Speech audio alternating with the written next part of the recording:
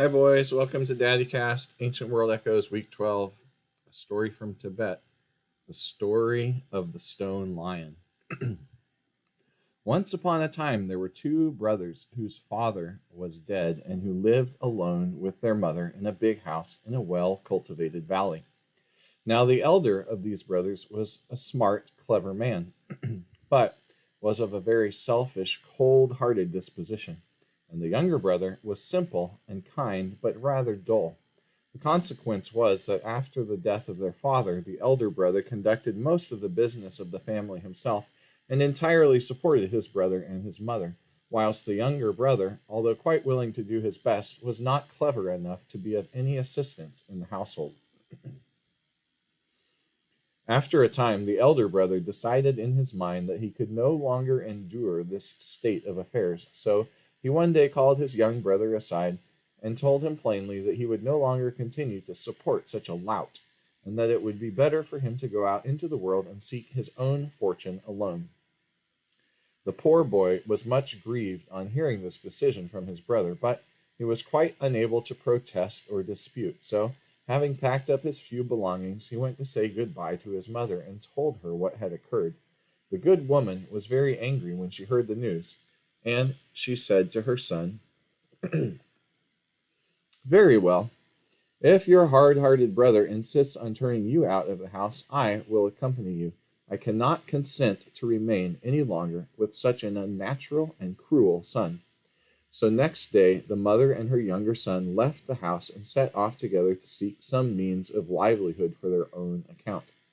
After traveling for some little distance, they reached an empty hut situated at the foot of a large hill, not far from a populous town, and finding that the place was apparently deserted and that the owner, whoever he was, had left nothing to show that he proposed to return, they took possession of the hut and slept there during the night.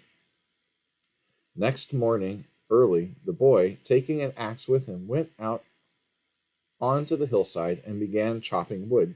By evening, he had chopped a fine big bundle of wood, and taking it down into the town, he sold it in the market for a good sum of money. Greatly elated at the success of his labors, he returned to his mother in the hut, and showing her the money he had earned, he told her that she need no longer have any anxiety regarding the future, for he would now be able to support her without any difficulty. Next morning, shouldering his axe, he started off again, and, as before, began to chop wood. He had done a good morning's work, and was walking a little further up the hill in order to search for some better timber, when, in a sheltered part of the hillside, he suddenly found himself face to face with a large, life-size lion carved out of stone. Now, he said to himself, he thought to himself, on seeing the lion, this is no doubt the guardian deity of this mountain, and to him must be due my good fortune in so easily obtaining a means of livelihood. I will certainly make him some offering tomorrow. So that evening, after selling his wood, he purchased 2 candles in the town, and on the following day he went straight to where stood the stone lion, and lighting the candles, he placed one upon each side of the image, and prostrating himself humbly on the ground before it, he prayed for renewed good fortune. Suddenly, to his surprise and alarm, the lion opened its mouth and asked him what he was doing there.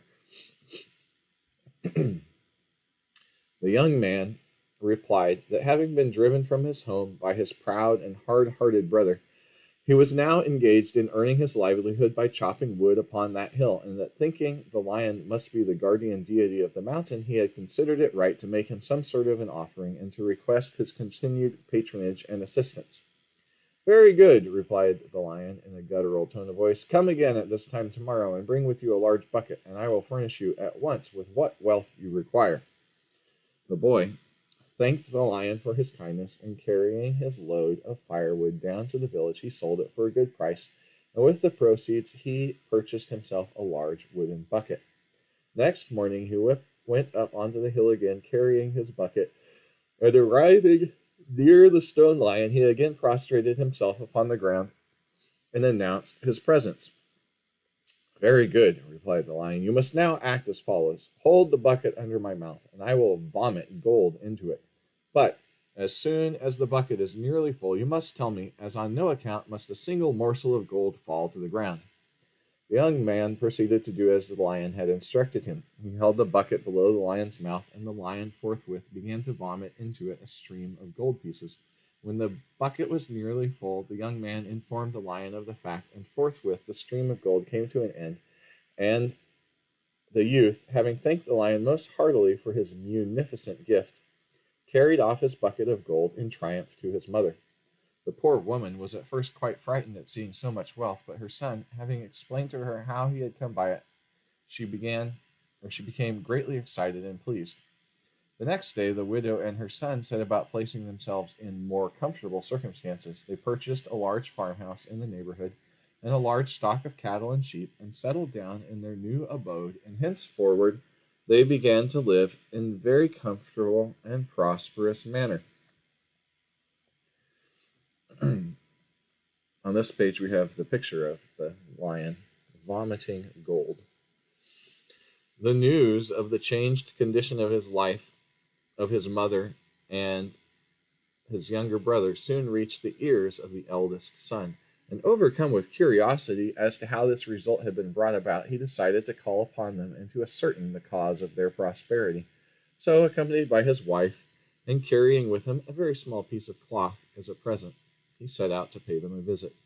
When he reached the house, his younger brother was away engaged upon his farm business, but the mother received her elder son and his wife very kindly, and made them as comfortable as she could. In the evening, when the younger brother returned, he greeted his brother heartily, and being of a most kind-hearted and forgiving disposition, he related to him fully the manner in which he had come by his wealth, and strongly recommended his brother to act in a similar way. The elder brother and his wife, as they returned home together that evening, talked the matter over between them, and decided that so good an opportunity of making money so easily was not to be lost.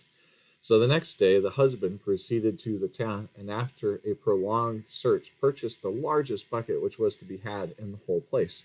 Carrying this with him, and bringing also a couple of candles, he proceeded to the hillside and followed the directions he had received from his brother, and he soon found himself face to face with the stone lion.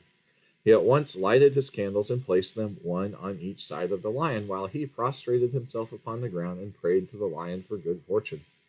"Who are you?" said the lion in a gruff voice, "and what do you want?" "I," replied the elder brother, "am the brother of the young man who was here the other day, and to whom you gave so much gold, and following his advice, I have now come to ask you for a similar benefit for myself."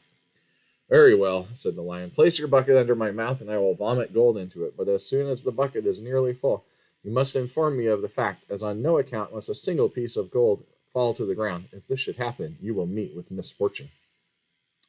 So the elder brother, trembling with eagerness, held his bucket as directed, and forthwith a stream of gold pieces began to pour from the lion's mouth into the bucket. The covetous fellow shook the bucket slightly from time to time, in order to make the gold lie well together, and so to obtain the larger quantity. And overcome by greed, he could not bring himself to inform the lion that the bucket was nearly full, until it brimmed over, and a piece of gold, slipping off the heap, fell to the ground. As it touched the ground, the stream of gold suddenly ceased, and the lion, in a hoarse whisper, said, "The largest piece of gold of all has stuck in my throat. Put your hand into my mouth and pull it out." The elder brother, upon hearing this, immediately thrust his hand into the lion's mouth, hoping to secure a large lump of gold. And no sooner had he done so than the lion, closing his jaws, held him fast. It was in vain that he struggled and wrenched his arm to and fro, endeavoring to release it. The stone jaws of the lion gripped him so tight that he was totally unable to effect his escape, and the lion, deaf to all prayers and entreaties, had relapsed apparently into an insensible figure of stone. And worst of all, when he glanced at his bucket of gold, he saw to his horror that instead of gold it held nothing but stones and earth. Towards evening, the elder brother's wife grew anxious concerning her husband's absence, and knowing the direction in which he had gone, she set forth to the hillside to seek him. After hunting for some time, she suddenly came across him and asked him what he was doing and why did he not come home. "Oh, wife," he said, "a terrible thing has happened to me. I put my hand into the lion's mouth in order to extract a lump of gold which was stuck in its throat, when all of a sudden he closed his jaws and gripped my arm, and now I am unable to effect my escape." The poor woman, on hearing this, wept and wailed, but all her entreaties to the lion proved of no avail, and she went off to her home and soon returned carrying her husband some food. Every day for many days after, she returned to her husband, bringing him such provisions as he required to keep him alive. But as she now had no one to work for her, and was obliged to support her husband and her child entirely by her own exertions, she became gradually poorer and poorer, and was soon obliged to sell her household goods to procure the necessary food. Some months passed away, and the poor woman, falling ill, was at length reduced to such complete destitution that she had not even a morsel of bread to bring to her husband, and one morning she came weeping up the hill and addressed him as follows: "I have sold everything in the house, and have now no money to buy any food. There is not a scrap left to eat anywhere, and now nothing remains but for us to starve to death." On hearing this, the lion was so tickled that he could not refrain from laughing. "Ha, ha, ha!" he said, and opened his great jaws. As quickly as he could, and before the lion had time to close his mouth again, the man withdrew his arm, and finding himself free, he at once hastened down the hill with his wife. Then, taking their child with them, they proceeded straight to the house of the younger brother, and having related to him the whole of their story, they begged some relief from their misery. The younger man reproached his brother for his greedy conduct in trying to obtain an extra supply of gold from the lion, in spite of his warning. But, being of a very forgiving nature, he consented at last to supply his brother with a sum of money sufficient for him to take a small farm in the neighborhood. Here, the proud brother and his wife settled down in very humble circumstances, whilst the younger son lived for many years very happily with his mother, and prospered exceedingly in all he undertook. And that is the end of the story.